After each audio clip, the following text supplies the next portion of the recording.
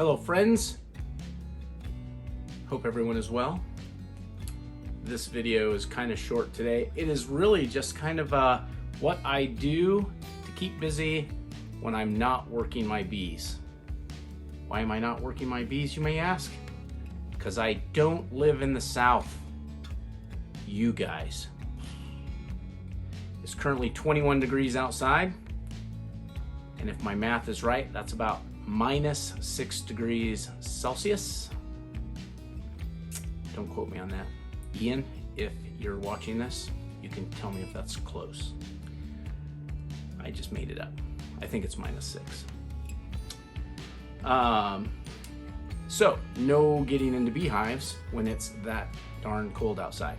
So what am I doing to keep myself busy in the cold weather besides drinking hot cocoa and hot tea? One cool thing is I just got back from the Hive Life conference and I got this really cool product called Theeasysee. I apologize. It's called the Theeasysee. And I got this from one of the vendors while there. I actually purchased 3 of these. One of them, they were sold out, and so one of them they shipped to me, and legitimately I got home, and within 2 days of getting home, it was in the mailbox. So super fast. They were fantastic. They even sent me a little card. Can you see that? And it says, "Thanks for being patient. It was so nice meeting you at the Hive Life conference, Bob and Valerie, the Theeasysee." Very cool. Thank you guys. So awesome. So today I'm going to install the Theeasysee in Aaron's veil. And then later I'll probably put one in mine. And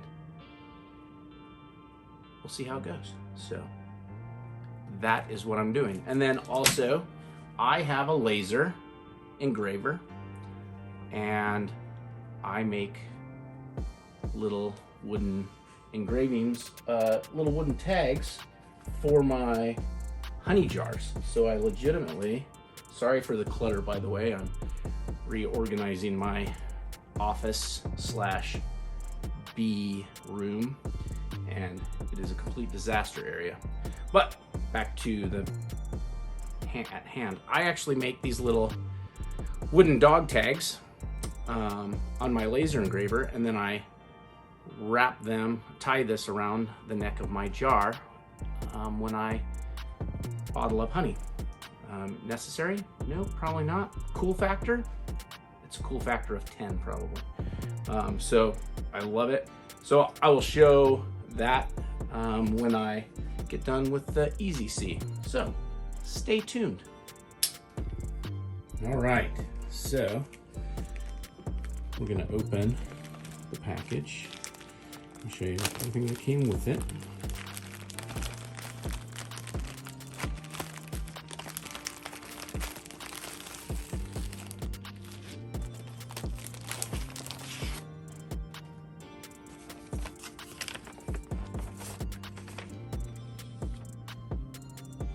That is the view screen. It looks a little hazy. My guess is it's got a film on one or both sides to protect it.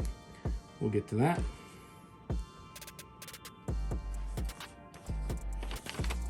It comes with a great set of instructions. My guess is I won't need the instructions. I'm a guy. I might need the instructions. I'm just kidding. Set those over here. And inside this, we've got their business card, Theeasysee, phone number, and their website, which is awesome.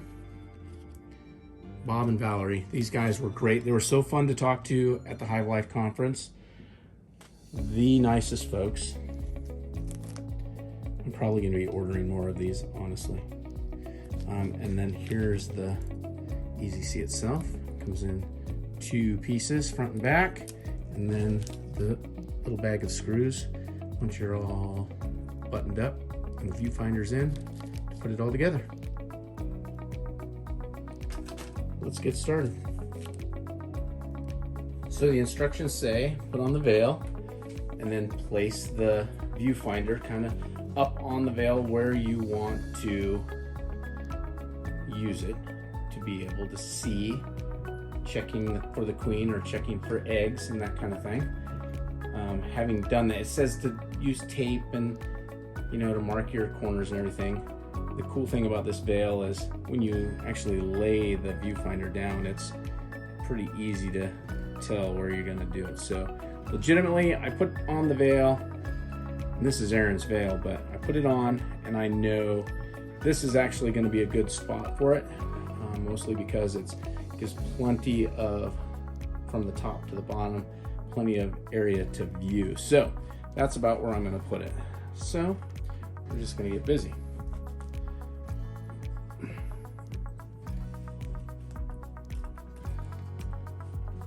And the key is just getting it really right where you want it. This is about where I had it. I think this is going to work out just fine. And you want to make sure that you're centered, make sure everything is right where you want it, and you're level, which I am not. Well, of course, bouncing things isn't helping me. And then you just push through.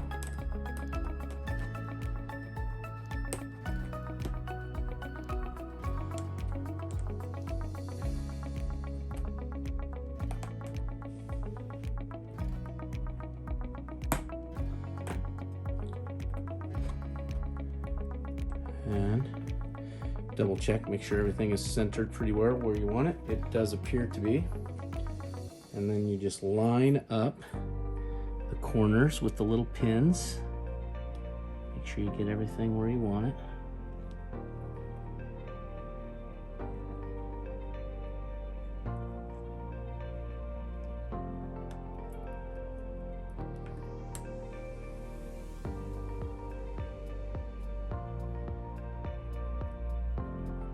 It's a little trickier than I thought it would be. There we go. It's just really lining up those four corner pieces, and the instructions actually say to use a marker and mark the little tabs so you can line them up.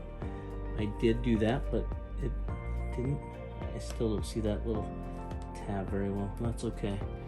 I didn't think I was going to have to put any screws in it yet, but it's actually kind of springy, so it doesn't want to stay put. So I'm actually going to put a couple of screws in just to hold it in place.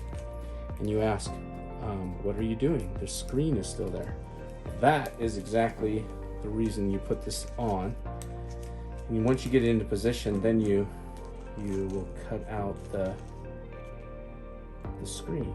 So I'm just going to put a screw on this side. Get that started a little bit.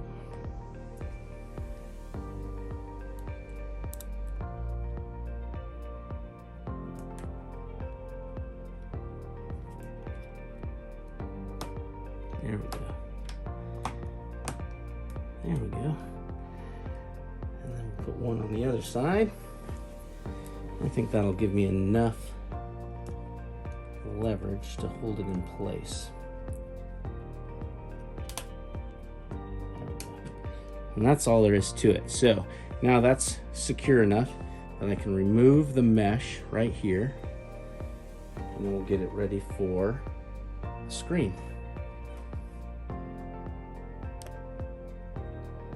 I'm going to slide a little piece of cardboard under there, just so when I use this X-Acto knife, I'm not cutting anything on the ironing board that I don't want to cut.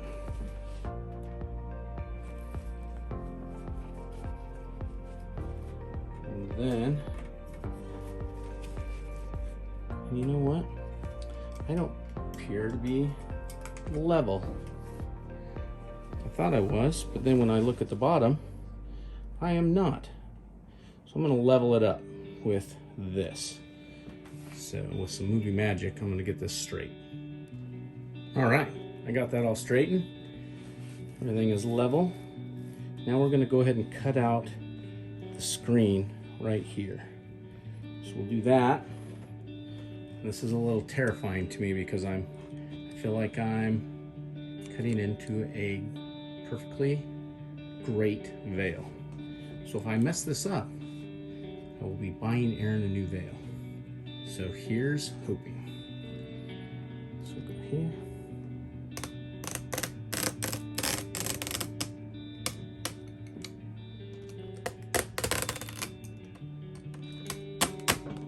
There we go.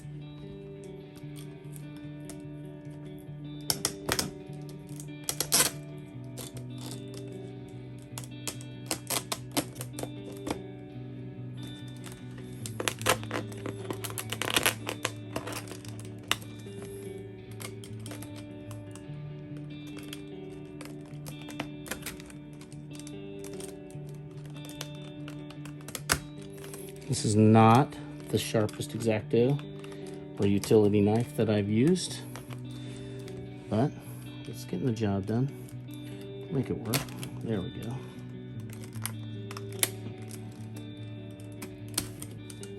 There we go. So far, so good.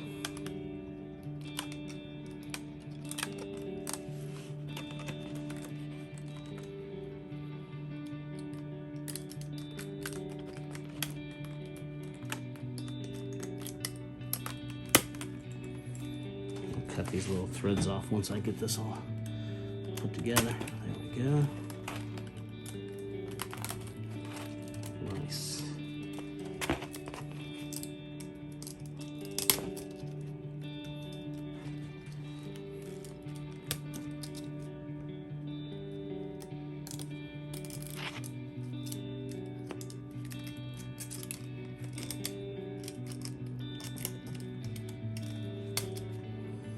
All right,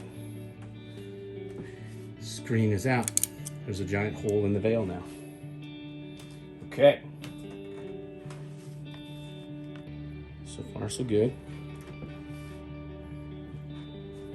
Now I take the screws back out. I will clean up these frayed ends, but I think I can do that once I get the viewfinder in place. Just, yeah. Carefully lift that off.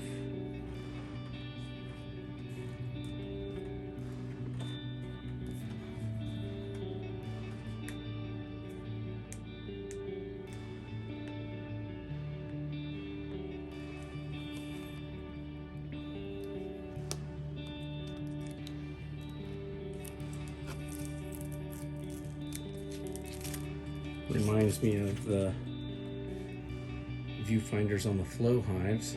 They also have protective film to protect that plexiglass that's on there. This is quite a bit thinner than the flow hive viewfinder glass though, so I want to make sure I don't crack it. Oh yeah, much clearer. Look at that. Nice. Right. This go on to the little tabs. They're on there. Sorry, I forgot my head in the way. That feels pretty good.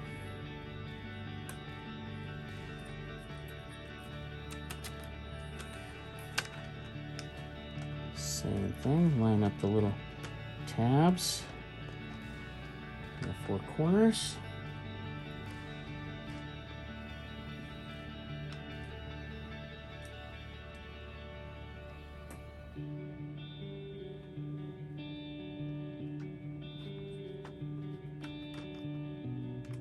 don't over tighten. You don't want to crack the plastic frame. Just make it snug. It's not like these are. You're not building a car. You don't have to make sure everything's torqued down. Just a good snug, just so everything is together.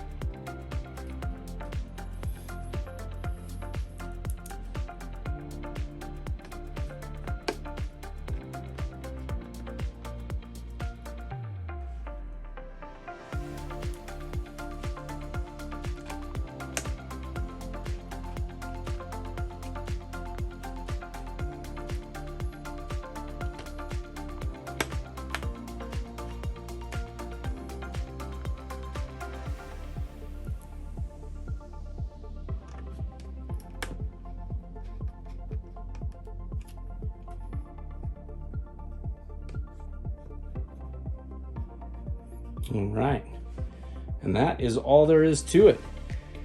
While the screws are in, they actually sent a couple extra in the package, just in case a knucklehead like me drops a screw.